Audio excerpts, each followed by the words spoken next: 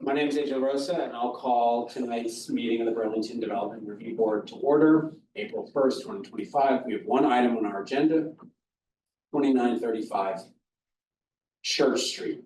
This is Nick and Morrissey Development request for height and materials variance for after the fact fence and gate installation. We have this is Scott's project. Scott is online, and this is not an appeal, so the city doesn't typically go first. This is a request for a variance to height and material limitation standards. The applicant is here. Can you come up? Thank you.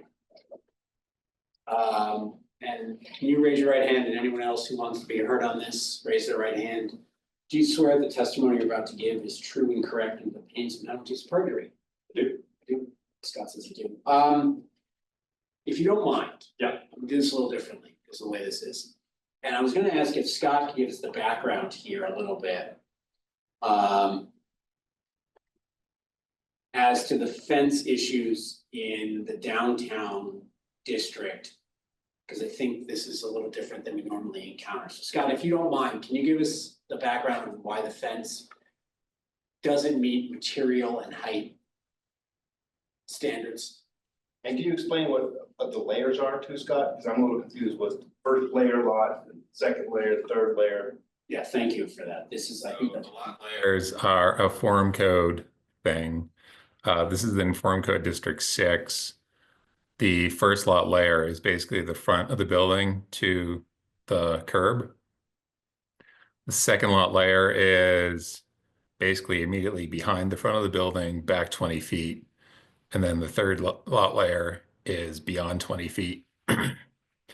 So we have this gate / fence right out along the frontage, along the first lot layer. And this board has seen, I don't know, 2 or 3 applications over the past year or so. Folks looking for taller fences out along that first lot layer. There's provision for alternative compliance. I want to say it's 15 or 20%. It gets you up to not quite 5 feet tall in that first lot layer. But once you're back into the second lot layer or third lot layer, the height increases to 8 feet. And as for materials, chain link is prohibited along the first lot layer. It's not prohibited in the second or third lot layer. Barbed wire is prohibited everywhere. So what we've got is a gate / fence that's taller than 4 feet. It's chain link and contains barbed wire. So we sent out an informal violation enforcement letter noting the problem wasn't addressed. We sent out a formal notice of violation that was not appealed. The applicants instead opted to apply for a permit for what's there. And I said, it can't be approved. And then the applicant said, well, I'd like to pursue a variance. So I said, okay. And that's what you're looking at tonight.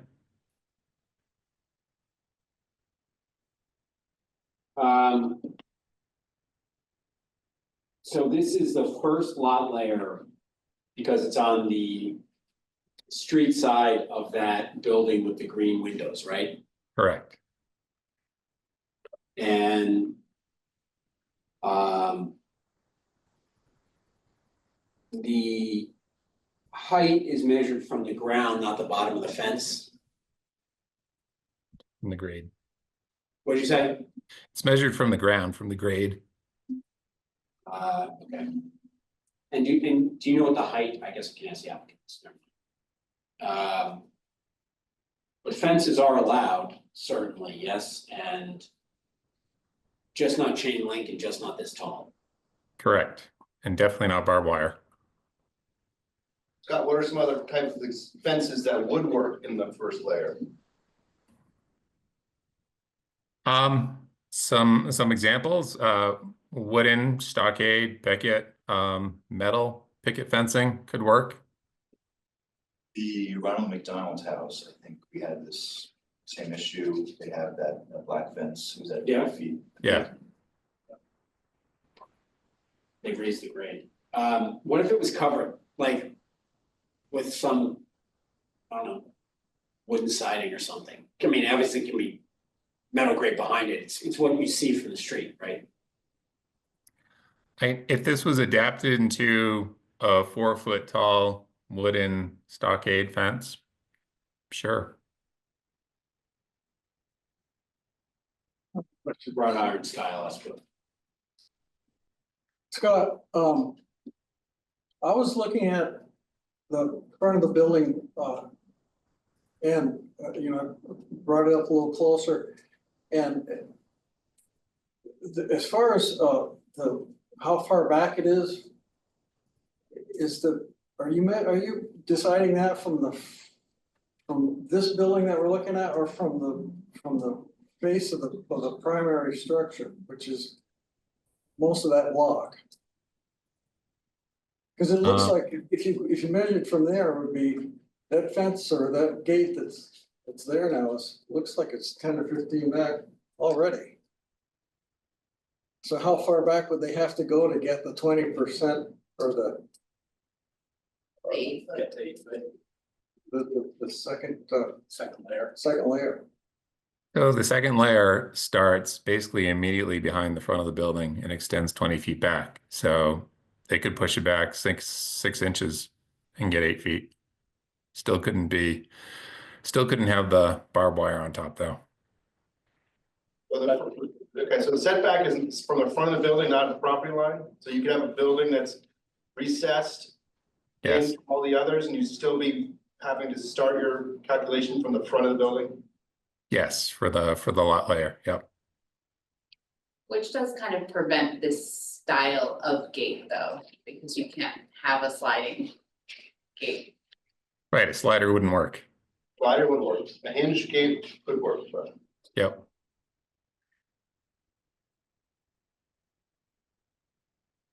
So the options are lower and change the type of fence here.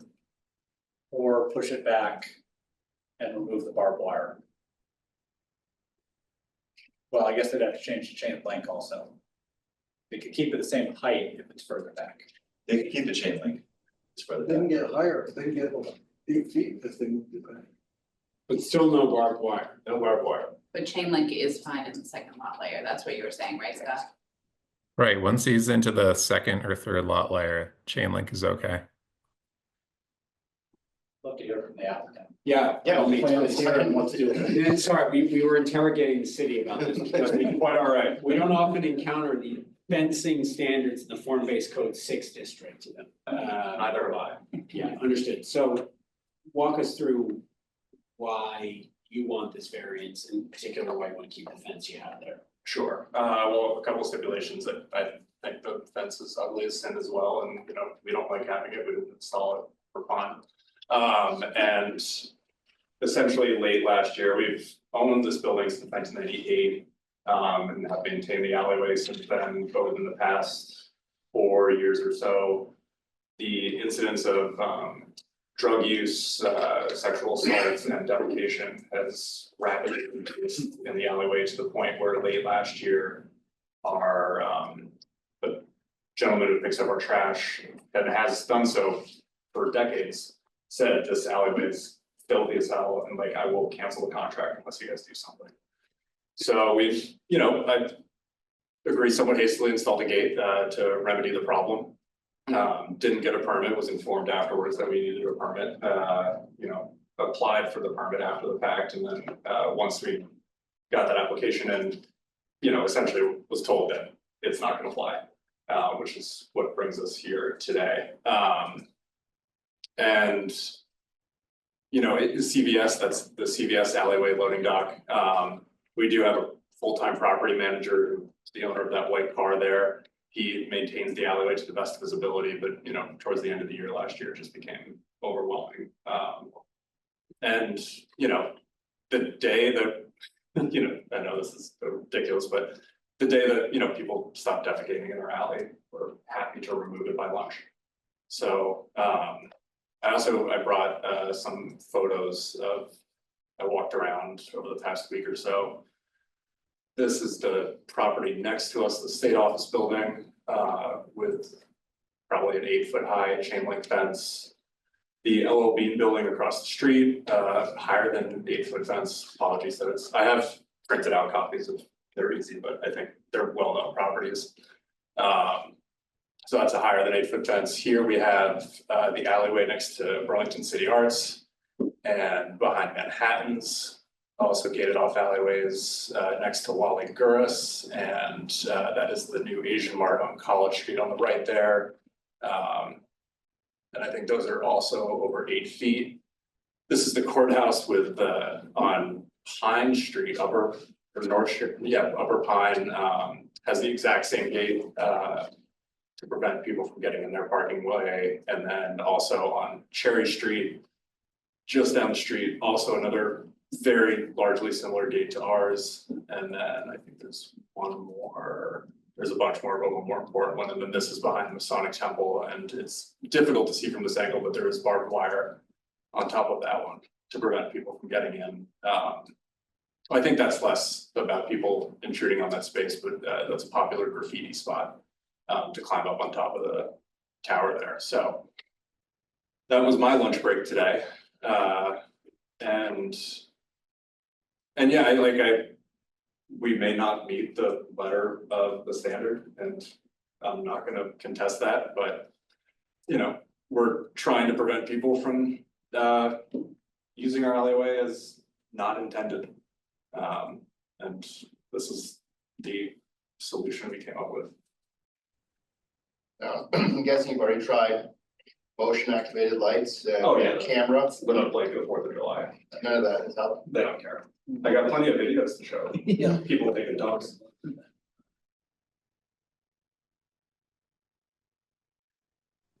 So, can I ask you another question? Have you had any conversations with the city, public safety, cops, or anybody about this? Because I'll note there's a provision in 14.6.8B5B that says chain link and wire wall fencing shall not be used along any frontage line, with the exception of ... or where required by the building official to protect public safety. And I don't know who the building official is, but I'm curious if you've had any interactions with BPD or anybody about this, because we are unfortunately living in times where I put a chain link fence up over my parking lot if I could too. Yeah. Because, got multiple things stolen from cars in our parking lot downtown, so I'm curious what communications you've had. I mean, I think towards the beginning when we installed the security camera, when you go in the morning and you're like, oh, hey, someone was shooting up drugs or dumpster diving at 3 a.m, we may have called it in at that time, but it strikes me, particularly within recent years, that a call like that is fruitless, I suppose. We've seen like active assaults and then we'll call PPD, but and overnight drug use is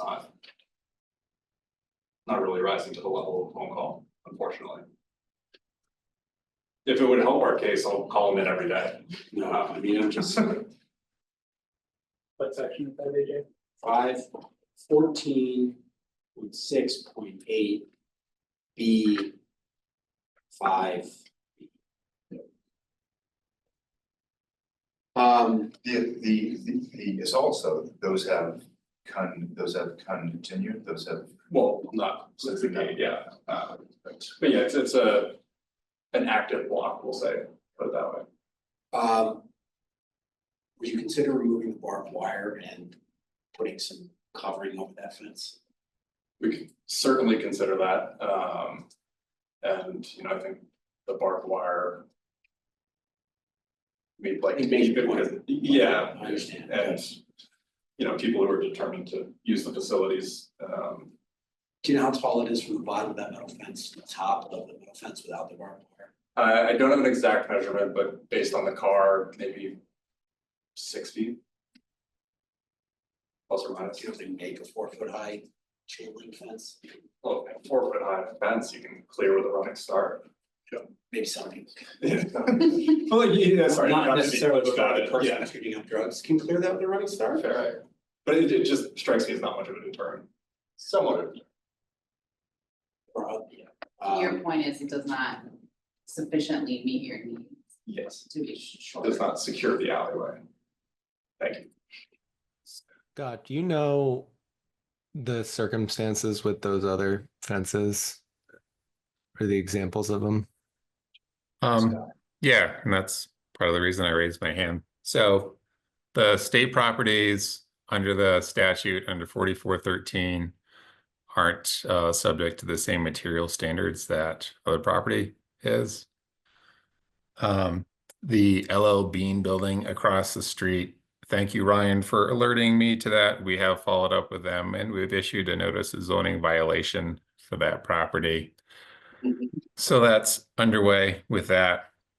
And then lastly, the dangerous building provision is what's occurred around Memorial. Basically, it's been found to be structurally unsound and has bricks falling off. That's the public safety. Yeah. Threat. It's Yep. from the building itself, not from people hanging out by the building. Correct. I mean, it's basically a way to cordon off a dangerous building.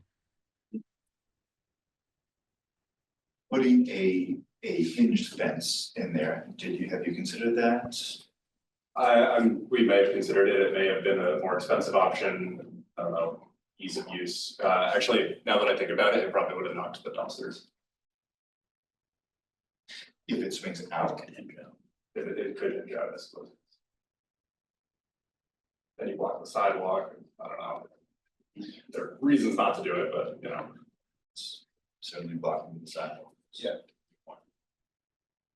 I mean, this one thought is that, you know, if you could remove the barbed wire and put a more suitable finish on the fence, so that you hide the fact that it's barbed wire, then we're just dealing with providing a variance for the height, and maybe that's more palatable to the board.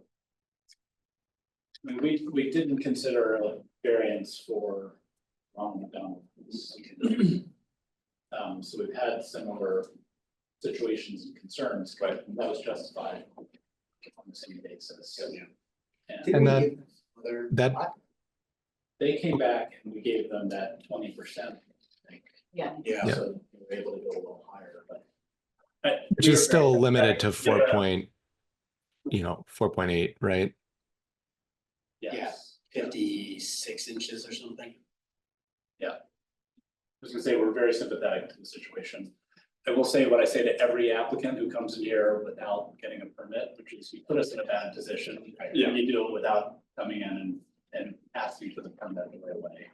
We hate telling people you gotta take something down and eliminate that investment, but we also can't be constrained by the fact that you should have come in and gotten a permit for it. And I'm struggling with how we help you deal with this. Yeah, Because it's obviously a situation we want you to be able to deal with. You're just constrained by the ordinance. Well, if it doesn't, I'm still not clear on how far back that gate would need to be to get in the second layer, which would give you 8 feet. I mean, it's sounding like if you moved it back whatever Scott said. 6 inches. 6 inches to the face and made it swinging gate, you could have it up to 8 feet, just not with the barbed wire. That's what I'm hearing. They do, as an alternative, and I'm not here to propose solutions, but they do also have gates that hinge upwards, like basically they fold up into a position as an alternative for a folding gate if hitting the trash can is a concern.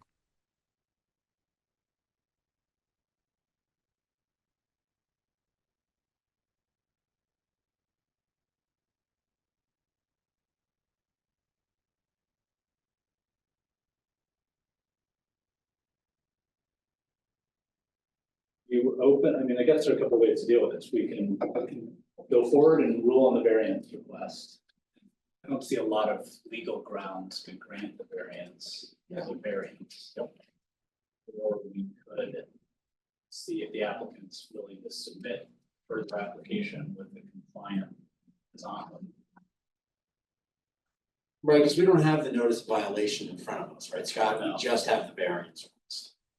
That's correct. The violation notice was unappealed. You're just looking at the variance request.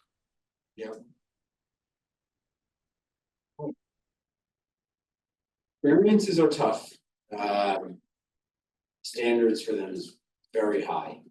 I think what I struggle with is the standard that says the property cannot be developed in compliance without the issuance of the variance.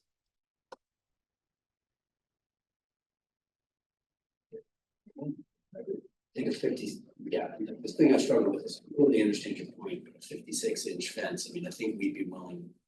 I think the board would entertain probably a different design fence with a height variance if we understood why that height, but I'm struggling here because the layers and the design of the barbed wire. And then leave it, I'm gonna ask you this. They're very sympathetic to the concerns we're trying to meet. In theory, we could decide the variance request, which if denied would perhaps cement that violation. Or you could ask that you be given a little more time to propose an alternate fence that we could consider and maybe file an application with the city for that, perhaps sort of resolving the request for variance. What's your flavor? Knowing the likelihood of a variance decision, I suppose we could propose an additional design. Out of curiosity, would you have had more leeway if we had appealed the notice of violation directly as opposed to applying for an after the fact permit? Maybe not. But I think the issue, at least I see. I know the window was passed, but just. But no, Yeah, I think if we appealed the notice of violation, I think we would not, we perhaps might be able to easily evaluate design elements and see what's in violation or not violation, or give you a period to which to cure the violation. I.e., a year or something. Sure. So, am I hearing you correctly that you perhaps consider amending the variance request through providing an alternate design or something? I think I can certainly. Understanding that you may still want a variance for some elements. Yes. Okay. I think you can do that by, Scott, what do our meetings in May look like? There's room for both meetings. I don't remember the dates offhand, but Can you Pick do one. the first meeting in May? Yeah. Okay. So I'd move that we continue this at this. You have people online.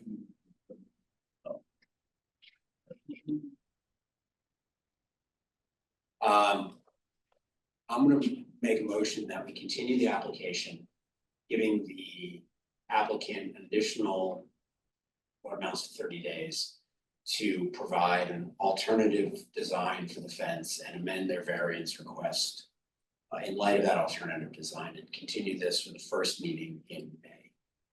Second? I'll second. I guess the only point of discussion for me was gonna be for Scott, that if the applicant came back with a compliant design, is that something that's otherwise approvable administratively without coming back to the board? yeah, if Ryan comes back with something that's 6 inches back from the front of the building and 8 feet tall or less, then it could be administratively approved. And he's got a pending fence application that could be amended. And we get to the same conclusion either way. I guess maybe I'd make a friendly amendment just to say that the applicant be provided an opportunity to revise their application and if necessary, to return to the board May 1st. That sounds, first meeting in May, yes. First meeting. I'd make that accept, I'd accept that change. Good, yep. All right, any further discussion? All those in favor? All right. See you in the meeting. Thanks. A quick question. Can I Yes. maybe apply for a variance? I know I can apply for a variance on the height. Can I also apply for a variance on the 6-inch depth question? I would talk with Scott. Okay. about it. The one thing I'll say, just as a reminder on the height, the maximum we are allowed to grant a variance for is the 20%. So just keep that in mind that if you're seeking a variance for height, we can't, like, there is an actual limit as to what we can grant for that height limit, even within the variance request. So like 6 feet is just off the table, like even with a variance So- request. My understanding from Scott is if it's further back. Yeah. And he's in the Yeah, second yeah, I'm layer, just saying as Big existing, yeah. Okay, thank you. Okay, yeah, thank you. Thank you. Anything else on the agenda? I'll close our meeting for the day.